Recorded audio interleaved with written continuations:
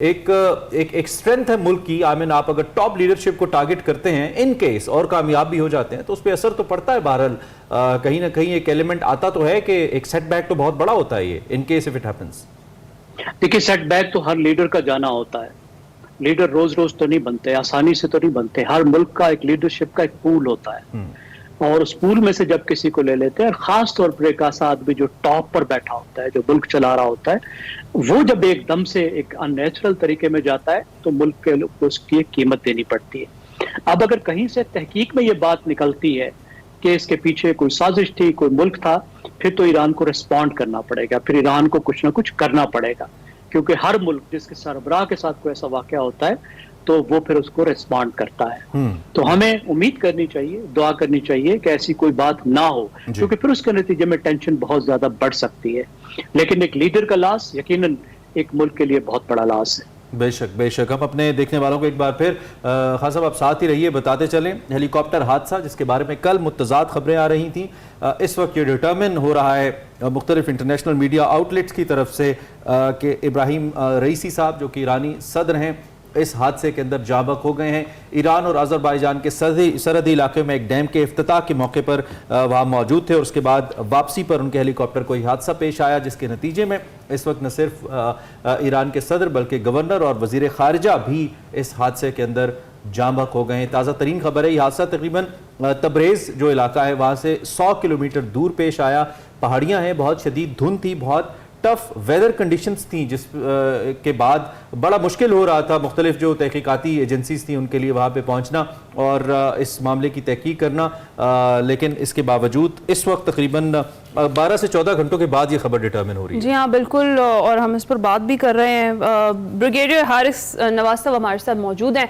Brigadier साहब, बड़ा ही अफसोसनाक खबर है जो भी हम शेयर कर रहे हैं अपने नाज़रीन के साथ। गो के सरकारी सतह पर इसकी तस्दीक नहीं हुई है, लेकिन ज़रा यही बता रहे हैं कि ईरानी सदर इब्राहिम राइसी जो हैं वो अब हम में नहीं रहे। क्या कहेंगे आप? देखिए, एक बहुत ही अफसोसनाक खबर है, क्योंकि अभी रिसेंटली पाकिस्तान विजिट किया था और पाकिस्तान से बहुत ताल्लुकात बेहतर हो रहे थे। इससे पहले अगर याद हो, जब थोड़ा सा पाकिस्तान को ईरान का बॉर्डर में भी प्रॉब्लम हुई तो उनके वज़ीर ख़ारिजा भी पाकिस्तान आए थे और ईरान के हमारे बहुत ही बेरीना ताल्लुकात हैं। तो पाकिस्तान में बहुत ज़्यादा लतशील हमारे पाकिस्तानी भाई हैं जो उनके बहुत अच्छे से ताल्लुक रखता है। पाकिस्तान के हमेशा हिस्टोरिकल ताल्लुक, कल्चरल, रिलीजियस, नेबर, ईरान ने 65 में हमें बड़ा सपोर्ट किया था, हर मौके पे सपोर्ट करता रहा। और अभी जिस तरीके से ईरान की तरफ से हमारे जब ड्रोन अटैक हुआ तो तब ईरान से अभी सदर है और बड़ी खुशहसीबी से पाकिस्तान तमाम बातें भूल के पाकिस्तान में यहाँ तक का हम ईरान की गैस पाइपलाइन में लेना चाहते हैं, ईरान के ताल्लुकात से करेंगे। और ये रीजन में ईरान बहुत ही मजबूत मुल्क है, बहुत अच्छा मुल्क है, हमारा नेबर था। इसलिए पूरी कौम पाकिस्तान की वो इसमें बहुत अफसोस है।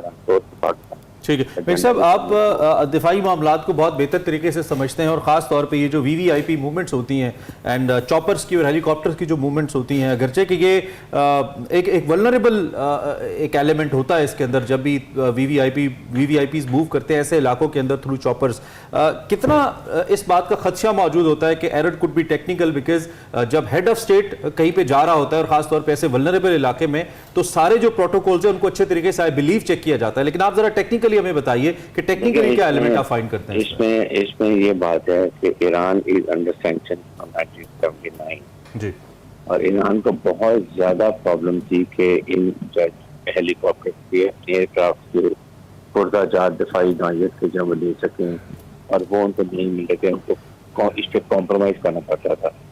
और इवन बहुत ज्यादा उनके जनरल्स के, उसके बाद अभी पीछे उनका एक मिनिस्टर थे, वो उनका जहाज क्रैश हुआ था। जनरल की बहुत हादसात हुए इन जहाज़ों के साथ, क्योंकि उनके पोते जो होते हैं एक खास रनिंग आर्ज होते हैं, उसको रिप्लेस करना होता है, वो नहीं हो सकते थे।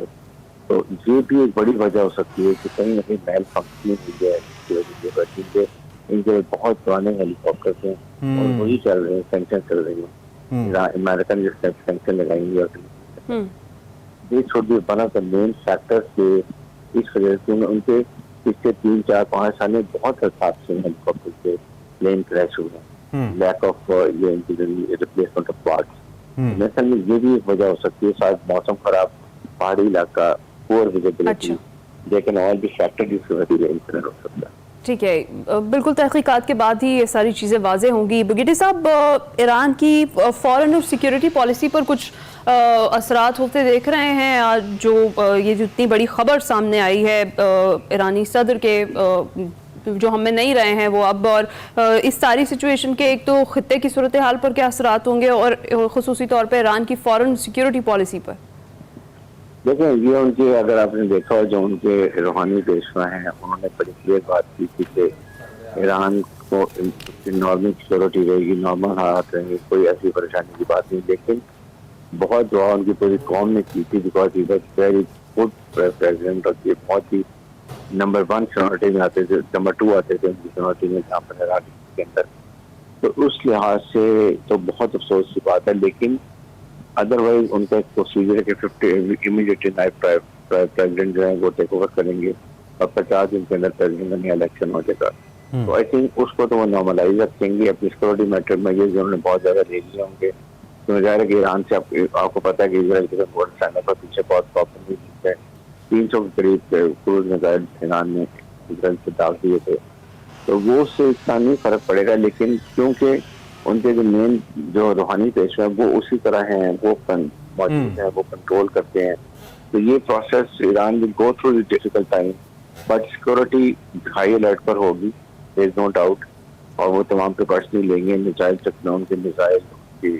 ठीक है, अच्छा, रॉयल गार्ड तैयार होंगे। बेग साहब, 3 हेलीकॉप्टर्स थे जो कि फ्लाई कर रहे थे, और 3 में से सिर्फ सबसे अहम, जिसमें वीवीआईपी यानी कि ईरानी सदर मौजूद थे, उसी का हादसे का शिकार होना क्या कुछ खदशात को जन्म नहीं देता? देखिए, स्पेकुलेशन, कॉन्स्पिरेसी थ्योरीज तो हैं, ठीक है। तो जिस तरह से ईरान के और इसराइल के हालात खराब थे, और इसराइल के साथ जो एक अमेरिकन हुई थी, जब जहाँ से इन्होंने इतने ज्यादा मगरूज मारे थे, उनको नुकसान भी पहुंचा। तो कभी जिंदगी में पूरी कभी ऐसी बात नहीं है कि ईरान के डायरेक्ट इसराइल को इस तरीके से निकाल गए हो, तो they were under lot of pressure. But I think इसका तो सबूत नहीं, क्योंकि मौसम खराब था, उसके बाद फॉग थी, बारिश हो रही थी। ये वेदर की फोर्स का एक्चुअली ईरानी गवर्नमेंट को और अजरबैजान गवर्नमेंट को लेना चाहिए था कि आगे मौसम कैसे है, मौसम चेंज हो रहा है या नहीं हो रहा। ऐसे मौसम में टेक ऑफ नहीं करना चाहिए, क्योंकि नॉर्थर्न साइड पे बहुत पहाड़ी इलाका है तबरेज के पास, और वहां से जब आप टेक ऑफ करते हैं सबसे पहले आप वेदर फोरकास्ट देते हैं, रास्ते में वेदर कैसा होगा, और अगर वेदर खराब हो तो हेलीकॉप्टर को शुड ऑफ टर्न बैक और वापस जाके अजरबैजान में ही लैंड कर जाता बेहतर था। लेकिन पायलट मतलब टेकन रिस्क, इतनी वीवीआईपी मूवमेंट के साथ ये चीजें नहीं होनी चाहिए। ये बहुत ही, इससे अब आप देख लें कि पूरी कौम उनकी किस तरीके से परेशान है।